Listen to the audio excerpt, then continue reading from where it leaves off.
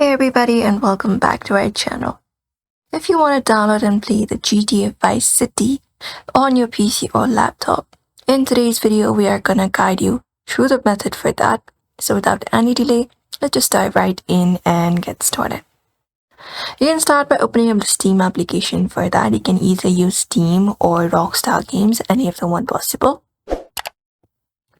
And install it. If not install, in order to install it, if the Steam is not available, usually you need to head over to a browser and directly type in Steam and hit enter, and you'll be finding their official site. You can look out for this install Steam option, click on it, and then just go over and click on this install Steam, and then install the Steam on your device first. And once it is installed, you just need to open the application and log in. And this should be the particular interface on your screen.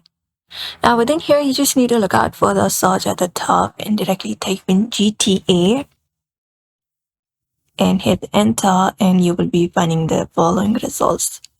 Now if you want to download GTA San Andreas, this one right here, you can click on it. And after you click on it, you can click on view page. And this should be the following interface where you can look out for the game description and even the images. Now if you want to go ahead and download it, you can add it to cart. So you need to pay a certain amount in order to actually download it. It is not a free application.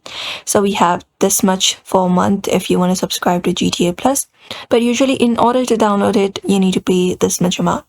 So right now we have offers, so we can buy it in about $14.84. It usually is $44, but usually you can just go and buy this right here, and you can add it to cart and go to end cart and just go over and check out. Once you check out, you need to continue with the payment process.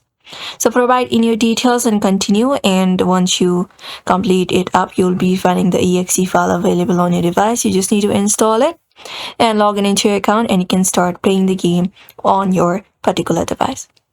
And that's it, everybody. You may follow this process in order to do so. So we hope this video was helpful. Give it a thumbs up and subscribe for more tips and tutorials.